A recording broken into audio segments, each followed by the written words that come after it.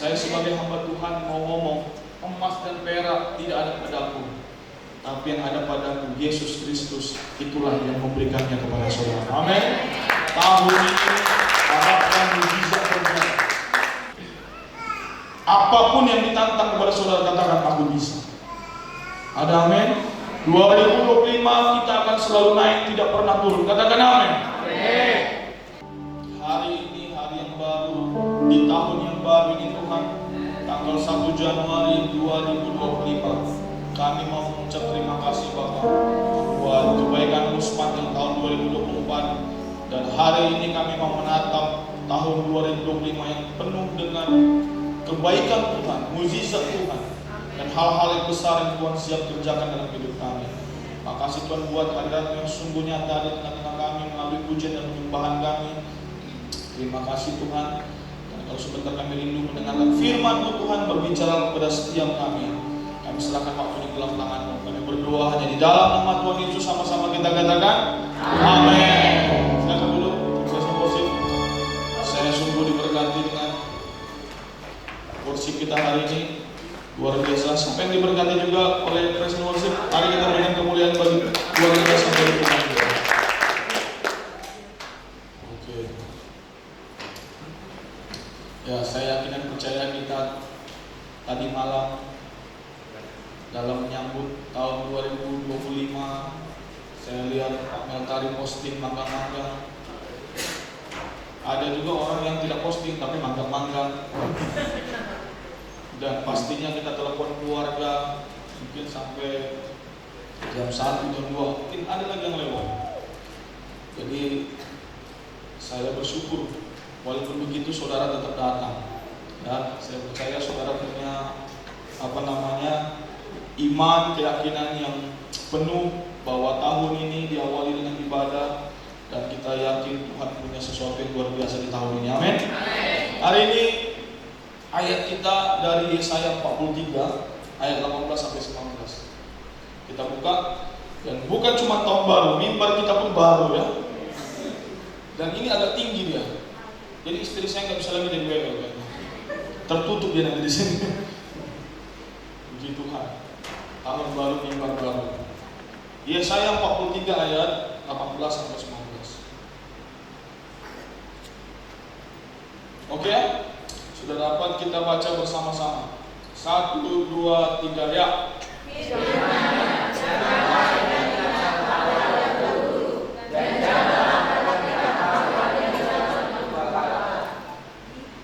1, 2, 3 ya. Lihat, aku hendak membuat sesuatu yang baru, yang sekarang sudah tumbuh, belumkah kamu mengetahuinya? Ya, aku hendak membuat jalan di padang gurun dan sungai-sungai di padang belantara. Sama-sama kita katakan amin. Amin.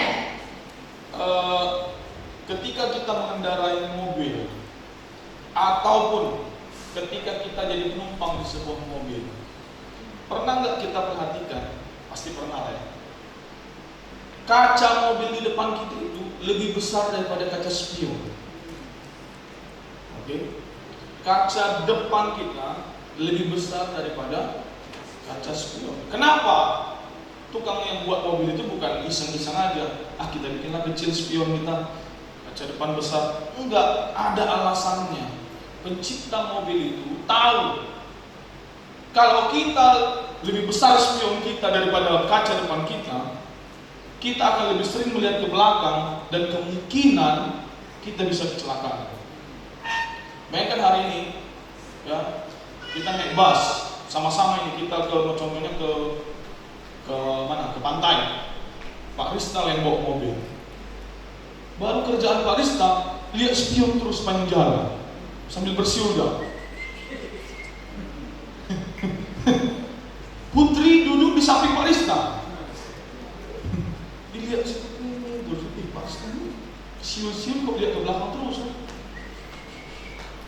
Ternyata Pak Rista lagi lihat apa? Mungkin ada orang lagi jualan buah, wah bagus juga nih spotnya contohnya. Dilihat terus, kira-kira apa yang akan kita lakukan kalau di mobil itu? Kita minta berhenti pasti.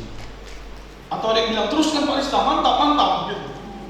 Kita pasti takut.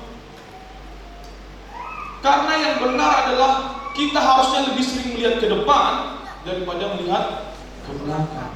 Tapi apakah kita tidak perlu melihat ke belakang? Perlu, makanya ada spion. Ketika kita mau maju ke depan, mungkin menambah kecepatan, mungkin mau menyalip orang, kita perlu lihat sekali-sekali ke belakang. Ada nggak mobil, ada nggak motor. Hari ini yang mau saya sampaikan dari ayat ini, saya mulai dengan Tuhan juga pengen kita fokusnya ke depan. Sama-sama katakan amin. Di tahun yang baru ini, tanggal 1 Januari 2025, Tuhan ingin mengingatkan kita bahwa kita siap-siap memulai tahun ini dengan melihat penuh harapan ke depan. Kami tadi malam di sini ada kumpul, dan kami sebelum doa tahun baru, kami mengingat kebaikan Tuhan sepanjang tahun 2024.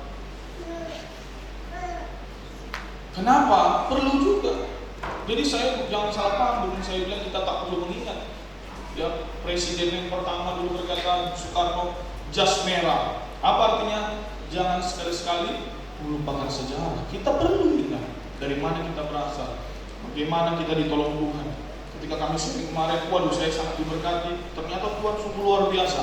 Pergumulan memang banyak, tapi Tuhan selalu tolong. Saya percaya itu juga yang terjadi dalam hidup saudara. Pergumulan memang banyak, tapi tangan Tuhan menolong. Saya dengar kemarin ada yang merasa, bahkan dia merasa gimana ya, kayaknya aku nggak bisa menyelesaikan tahun ini. Tuhan tolong. Tanggal 31 sampai ternyata. Jadi sekali lagi saya katakan tahun ini mari kita mulai dengan pengharapan sesuatu yang baru daripada Tuhan. Amin. Kita lihat contoh satu di Alkitab. Saya juga nggak lama-lama khotbah hari ini, karena mungkin saudara juga ada siap-siap kunjungan kemana atau ke pantai segala macam. Ada satu kisah di Alkitab. Dia sudah bertahun-tahun lumpuh. Sejak lahir dia lumpuh, dan tiap-tiap hari keluarganya atau temannya membawa dia ke satu tempat di mana dia bisa mengemis di situ. Dan dia mencari tempat mengemis, tempat yang pada saat itu terbaik. Kenapa? Tempat itu adalah dia pas di pintu bait suci. Kenapa? Orang ke sana pasti mau berdoa, mau memberikan korban.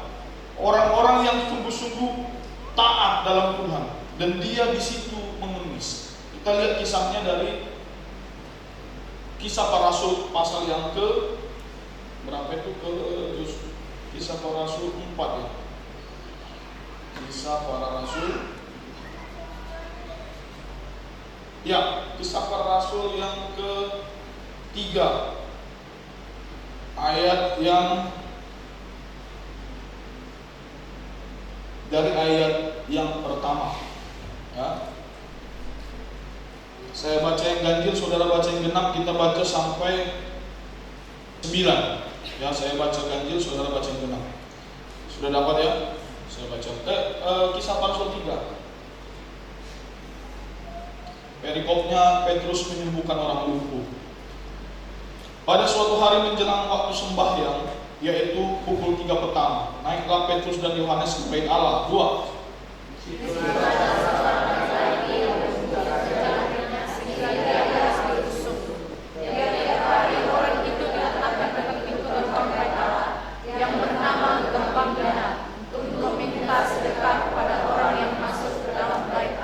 Jadi tiap hari dia ngapain itu, diusung ke gerbang Allah dan meminta sedekah, mengemis dari situ. Ayat 3. Ketika orang itu melihat bahwa Petrus dan Yohanes hendak masuk ke bait Allah, ia meminta sedekah. Respon pertama dia ketika melihat orang adalah dia naikkan tempat dia minta-minta itu. Ya, ayat yang ke-4. Mereka menatap dia dan Petrus berkata, lihatlah kepada kami. Nah, ini dia menarik. Kalau saya perhatikan ya, kalau ada orang pengemis minta-minta, kalau kita memang nggak mau kasih, biasanya kita akan bilang gini kan, sorry nggak ada, atau kita cuekin, kita nggak usah gubris gitu. Tapi yang menarik dari ayat ini, ayat 4 bilang mereka menatap dia. Berarti Petrus dan Yohanes menatap orang yang meminta-minta ini. Lalu apa katanya? Lihatlah kepada kami. Jadi dia bilang, lihat dulu kami. Lihat ayat 5. Lalu orang itu menatap mereka dengan harapan akan mendapat sesuatu dari mereka. Saya pengen kita betul-betul paham konteksnya. Jadi bayangkan hari ini, kalau kita jualan, ya, ada jualan kita, baru mungkin kita jualan baju kan, ada orang datang berhenti lihat-lihat, Pak ini berapa Pak harganya? 50.000. Yang ini berapa? 65.000. Ini berapa? 85.000. Kita ada harapan, ini kayaknya mau beli ini. Baru tiba-tiba dia pergi, gimana perasaan saudara? Udah tanyakan berapa saksang, berapa panggang segala macam, contohnya jualan BPK, tiba-tiba dia pergi. Nah, itu yang terjadi di sini. Kita lihat lagi ayat 6. Ini dia. Kenapa saya bilang begitu? Ayat 6. Saudara baca, ganti dengan ayat. Saudara baca 1, 2, 3 ya. Tetapi Petrus berkata, emas dan perak tidak ada kepadaku, tetapi apa yang kupunyai kuberikan kepadamu. Demi nama Yesus Kristus, orang Nazaret itu Berjalanlah. Yang diharapkan dia adalah receh. Kenapa? Karena dia sudah bertahun-tahun setiap hari dibawa temannya, keluarganya untuk duduk dan mengemis di dekat gerbang bait Allah itu. Yang diharapkannya adalah ketika orang datang memberikan uang, memberikan receh, memberikan sedikit berkat yang mereka punya. Makanya Yohanes bilang, kalau kau harapkan emas dan perak pada kami tidak punya. Tapi apa yang ada pada kami, katanya, kuberikan kepadamu. Apa yang ada pada mereka di situ apa? Dikatakan demi nama Yesus Kristus. Yang mereka punya hanya Yesus. Dan dibilang apa? Berjalanlah. Dia sudah hidup dengan lumpuh itu dari lahir. Dia tidak pernah berpikir akan berjalan lagi dalam kehidupannya. Tapi pada momen itu ketika Petrus dan Yohanes datang, dan ketika Yohanes dan Petrus bilang, yang kami punya hanya Yesus, berjalanlah. Nah, kita lihat apa yang terjadi. Ayat selanjutnya 7. Lalu ia memegang tangan kanan orang itu dan membantu dia berdiri. Seketika itu juga kuatlah kaki dan mata kaki orang itu. Ayat 8. 1, 2, 3 ya. Ia menangkap diri dalam perjalanan dia kemari dan mengikuti mereka kepada hadirat Allah, berjalan dan memotong para serta manusia. 9 kita baca sama-sama ya. 1, 2, 3 ya. Seluruh rakyat itu melihat dia berjalan sambil memuji Allah. Apa yang saya mau kita pelajari sama-sama dari ayat ini di tahun yang baru ini?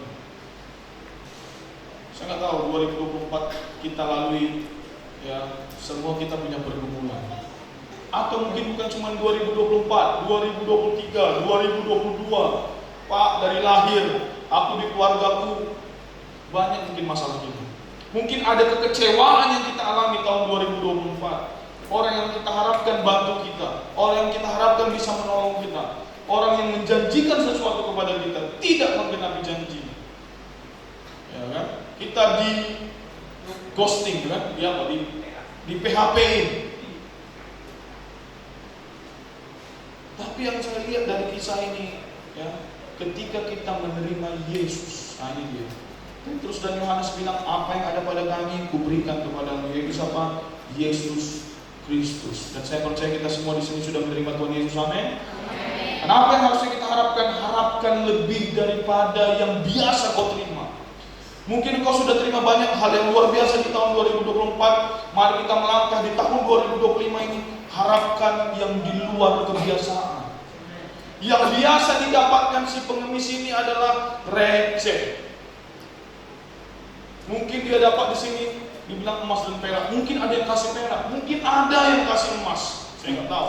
Tapi mungkin kalau kasih emas dia nggak tahu masih enggak jadi pengemis dia.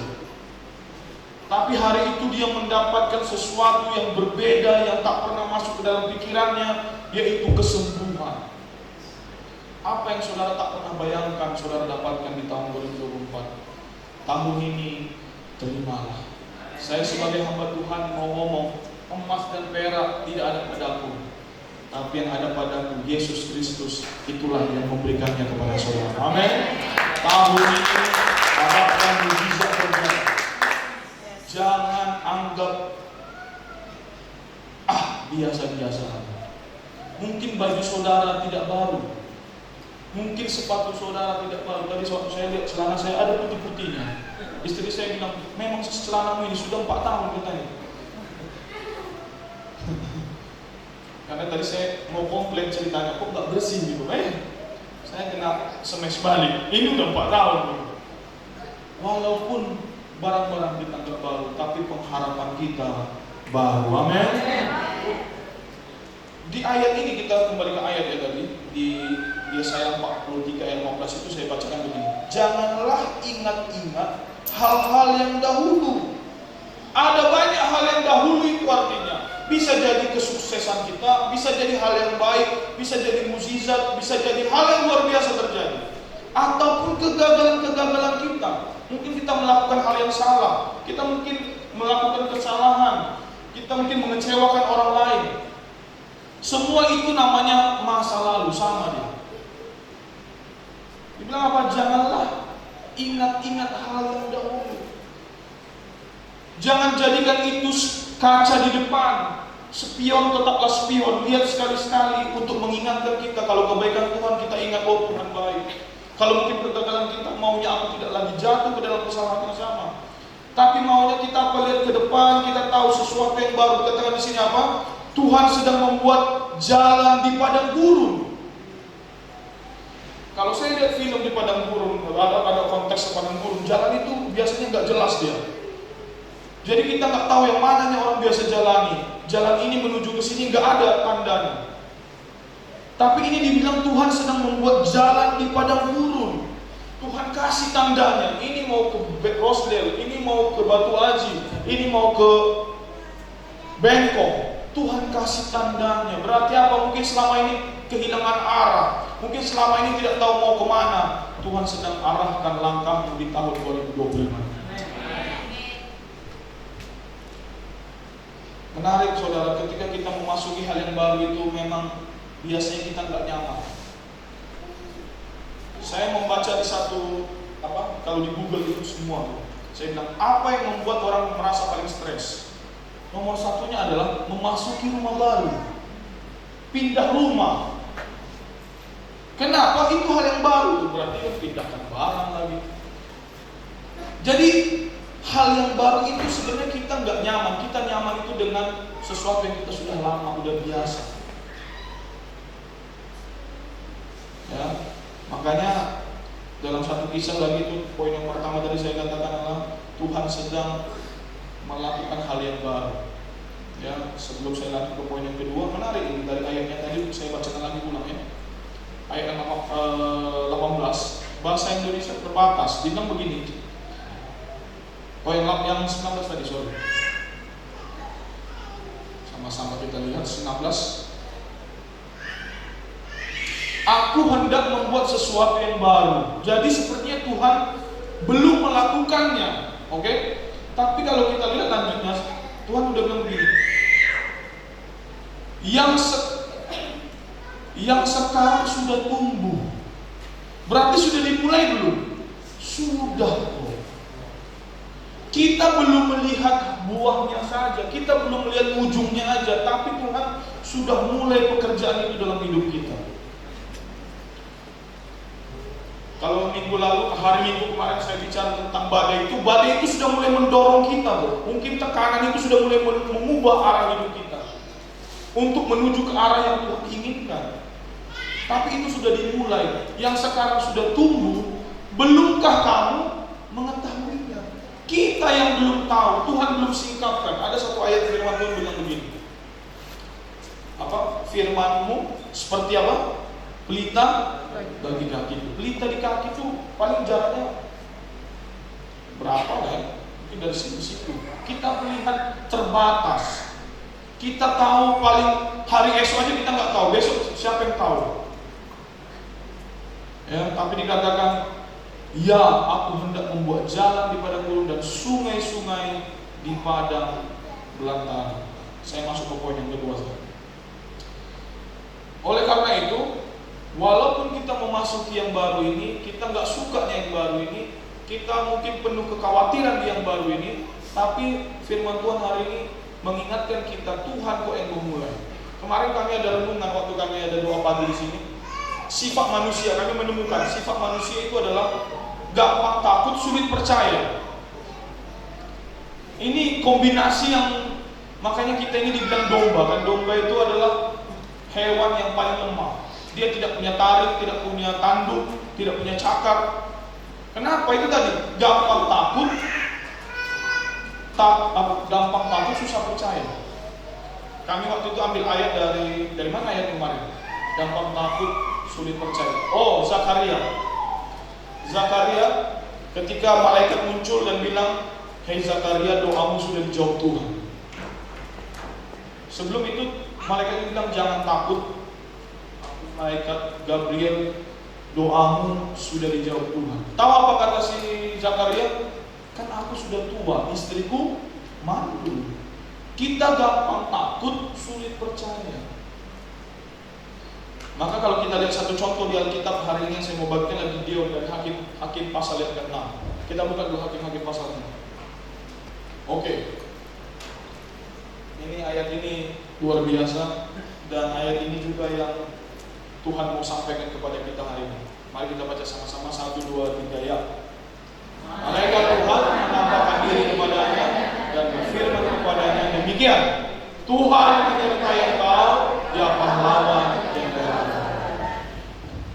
Di awal tahun ini Tuhan mau ngomong sama kita, hei engkau pahlawan yang gagah berani. Katakan kiri kananmu, hei engkau pahlawan yang gagah berani.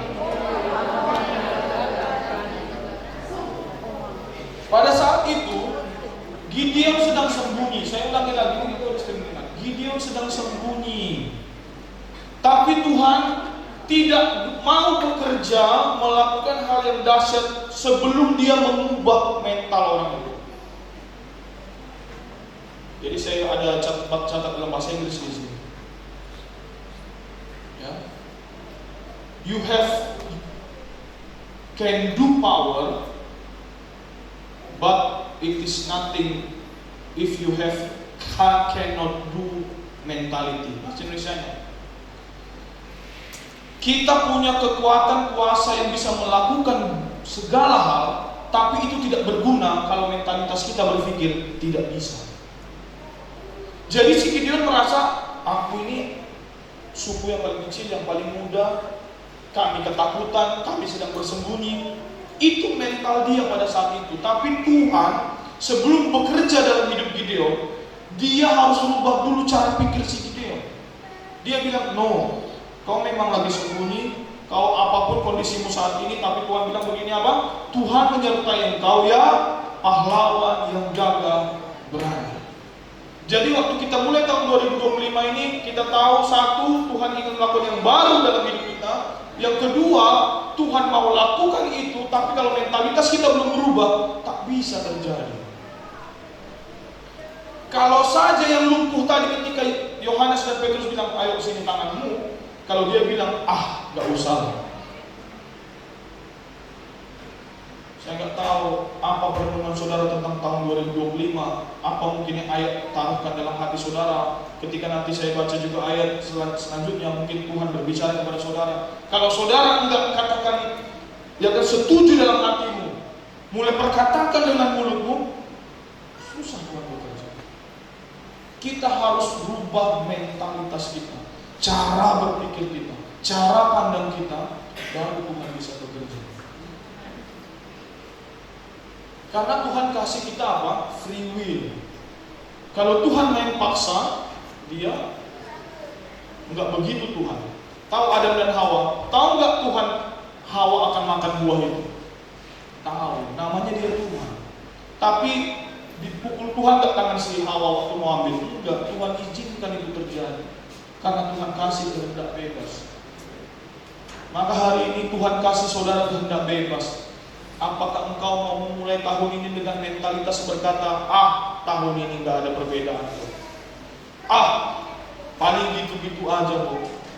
Suamiku nggak bisa berubah lagi nih itu. Istriku ini kayak gini-gini aja. Anakku memang nggak ada masa depannya. Kalau mentalitas itu yang saudara punya, pikiran itu yang saudara punya, maka itu yang akan terjadi dalam hidup saudara. Maka hari ini jangan. Ayat ini bilang, hei engkau pahlawan yang gagah. Apa arti pahlawan Bapak Ibu? Seseorang yang memenangkan pertempuran, seseorang yang memberikan semangat bagi orang lain. Saya berdoa bagi hari ini, inilah kita semua, amin. Kita menghidupi identitas kita adalah pahlawan yang gagah berani. Saudara tahu nggak, Gideon hanya pergi dengan berapa orang? 300 orang melawan 135.000 pasukan Midian. Pasukannya terbatas, senjatanya tidak ada, tapi dia maju, dia bilang, dia dengan mentalitas aku pahlawan yang gagah berani, karena Tuhan menyertai saya. Hari ini keterbatasanmu, milikilah mentalitas Tuhan menyertai saya. Saudara, ketika kalau kita ingat lagi tentang bangsa Israel ketika keluar dari tanah Mesir, menarik ini. Mereka sudah keluar dari tanah Mesir. Mereka dituntun Tuhan melewati laut, dibelah Tuhan laut. Mereka makan dari surga, makanan dari surga, mana. Siang-siang mereka ditutupi oleh awan biar tidak kepanasan. Malam-malam ada tiang api agar mereka tidak kedinginan. Tapi apa yang terjadi? Mereka bilang, kalau kayak gini, mending kami kembali ke Mesir. Tubuhnya sudah keluar dari Mesir, pikirannya masih di Mesir. Jadi hari ini memasuki 2025 ini, please ganti mindset, ganti pola pikir, keluarkan Mesir itu dari pikiran kita. Mental kalah, mental budak, mental nggak bisa. Saya ingat Pak Jo, Pak Gembala senior kita sering bilang, buang kamus nggak bisa, buang kata nggak bisa dari kamus itu. Apapun yang ditantang kepada saudara, katakan aku bisa. Ada amin? 2025 kita akan selalu naik, tidak pernah turun. Katakan amin. Mentalitas kita yang perlu kita rubah. Gideon ketika dia katakan, oke, aku akan maju. Di saat itulah dia menjadi pahlawan. Sebelum dia pergi berperang, di saat itulah dia menjadi pahlawan. Saudara, kalau saat ini kau berkata, yes, aku pahlawan, tahun ini akan penuh dengan kemenangan, saat itu sudah terjadi. Haleluya, puji Tuhan. Mazmur 118 ayat 6. Kita baca sama-sama. 1, 2, 3, ya. Tuhan pikiranku, aku tidak akan takut. Apa yang dapat dilakukan manusia terhadap aku. Amin. Tuhan di pihak saya dan saudara. Jadi kalau saudara boleh renung sejenak ini, saya mengajak saudara merenungkan sejenak. Saya nggak tahu apa yang dalam pikiran kita ketika kita memasuki tahun 2025 ini. Coba kita renungkan bersama-sama. Yang pertama, Tuhan yang memanggil kita tidak pernah meninggalkan kita.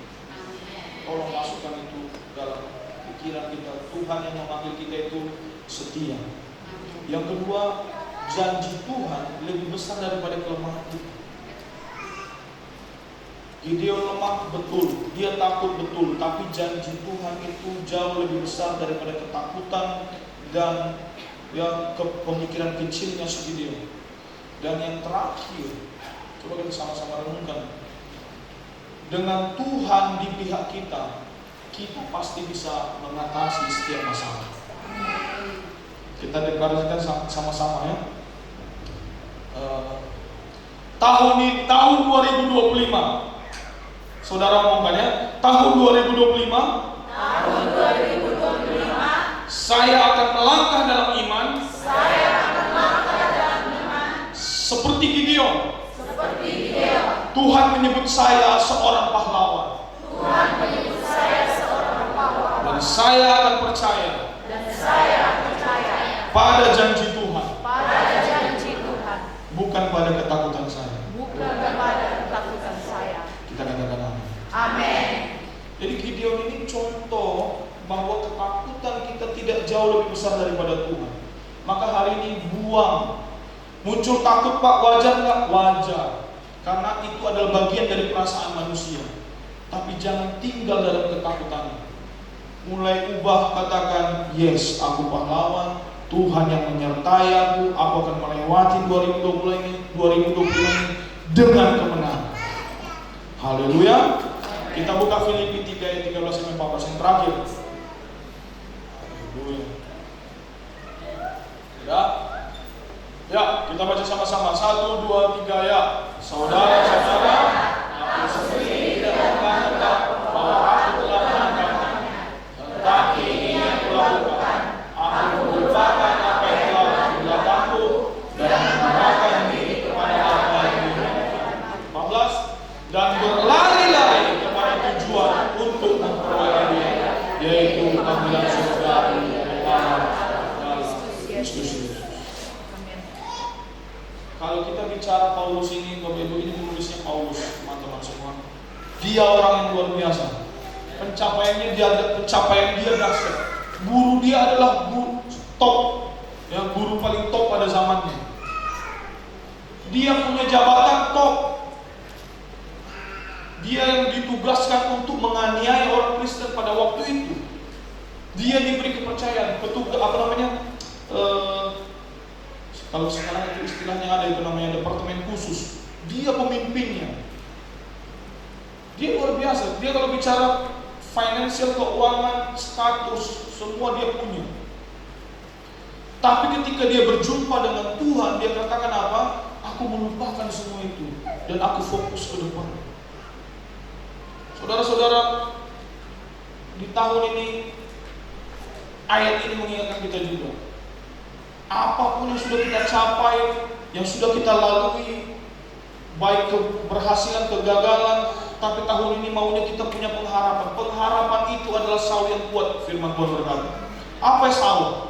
Saw itu adalah jangkar yang dilemparkan waktu ada kapal itu, sampai dia bersandar di satu tempat, dilemparkan atau diikatkan untuk agar ketika ombak datang atau di tengah-tengah laut ketika mereka mancing, itu dilemparkan ke bawah. Agar apa? Agar kapal itu enggak kemana-mana. Jadi saw, pengharapan adalah saw yang kuat. Artinya apa? Mungkin badai hidup kita keras, apapun yang menghantam kita, tapi kalau kita punya pengharapan, itu yang menahan kita. Amin.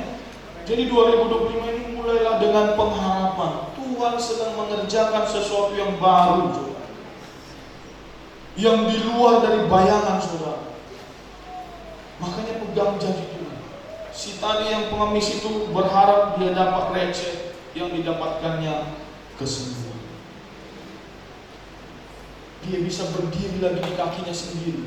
Dia tak perlu lagi diangkat-angkat. Tak perlu lagi dia minta tolong kalau dia mau ke toilet. Dia nggak perlu lagi tolong kalau dia mau ganti baju. Dia bisa berdiri di kakinya. Bayangkan, harapkan tahun ini juga Tuhan bekerja dahsyat dalam hidup. Amin. Bekerja dahsyat dalam keluarga. Apa area-area yang kita butuh Tuhan bekerja, mulai arahkan pandanganmu kepada Tuhan. Jadi tahun ini adalah kesempatan kita sekali lagi melangkah dengan iman. Karena kita ini hidup dibilang firman Tuhan dari iman kepada iman. Dari sesuatu yang tidak bisa kita lihat menuju ke sesuatu yang tidak bisa kita lihat lagi. Tapi satu hal yang kita bisa percaya, Tuhan setia.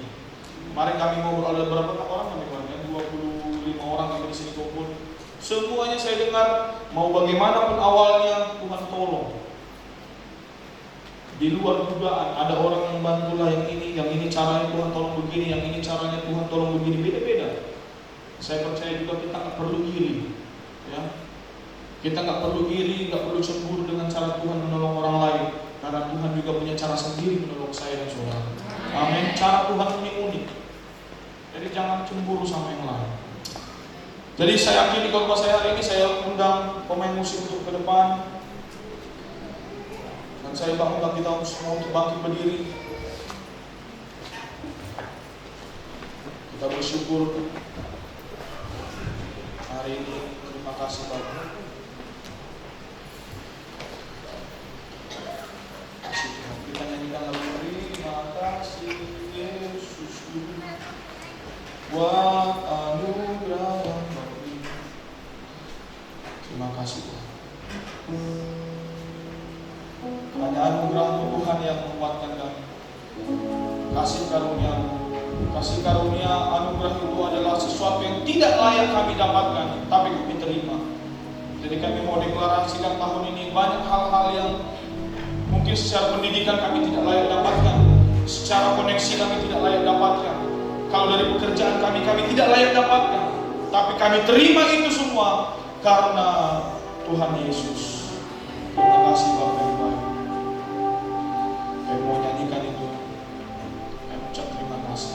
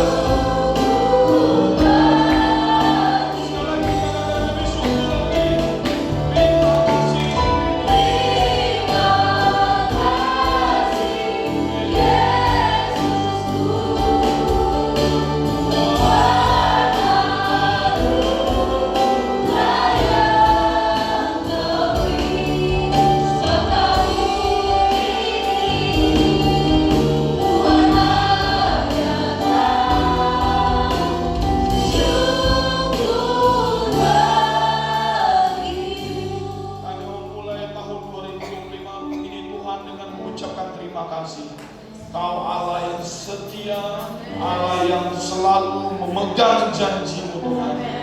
Dan kami memulai tahun ini melangkah di tahun yang baru ini Tuhan, dengan penuh dengan pengharapan.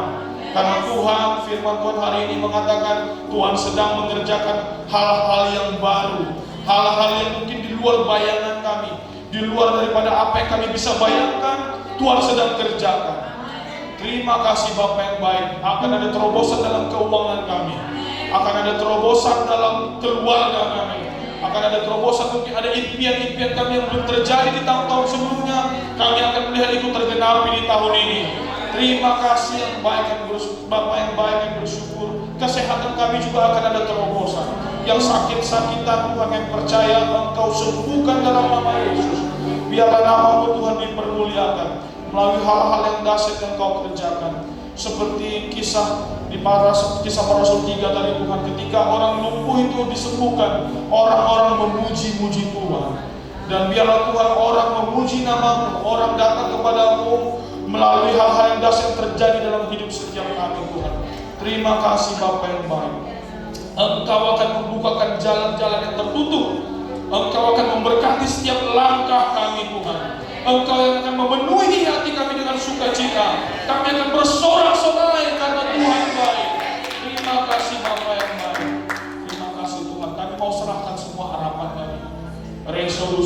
resolusi kami, rencana-rencana kami, bahkan kekhawatiran kami ke dalam tangan-Mu. Terima kasih Bapa. Peluk setiap kami Tuhan. Kami mau menikmati hangatnya pelukan. Terima kasih Tuhan. Terima kasih Bapa. Buat yang sedang bergumul Tuhan, Engkau yang memberikan ketenangan, damai, sejahtera. Buat yang dikecewakan, Engkau yang membuat hati mereka dipenuhi dengan sukacita. Engkau yang memberikan jawaban Tuhan. Engkau yang memulihkan, bahkan melebihi daripada yang mereka ekspektasi. Makasih Bapak. Kami berdoa juga pemulihan terjadi dalam hubungan keluarga. Kayak ada hubungan orang tua dengan anak, mungkin hubungan saudara dengan saudaranya, kakak adik, suami istri. Kami perkatakan di gereja ini terjadi pemulihan. Tuhan mengerjakan hal-hal yang baru, yang luar biasa terjadi. Terima kasih Bapak. Terima kasih Tuhan, dan pegang tangan kami Tuhan. Karena kami melangkah dengan iman. Kami nggak tahu apa yang terjadi di depan, tapi kami mau berkata-kata hal yang besar. Biarlah mulut kami Tuhan dipenuhi dengan janji-janji Tuhan. Jemaat-Mu Tuhan di tempat ini semakin hari semakin menyadari mereka adalah pahlawan yang gagal. Karena Tuhan yang menyertai kami. Engkau tak terbatas Tuhan. Terima kasih Bapak. Kami mau katakan sekali lagi, terima kasih Yesusku.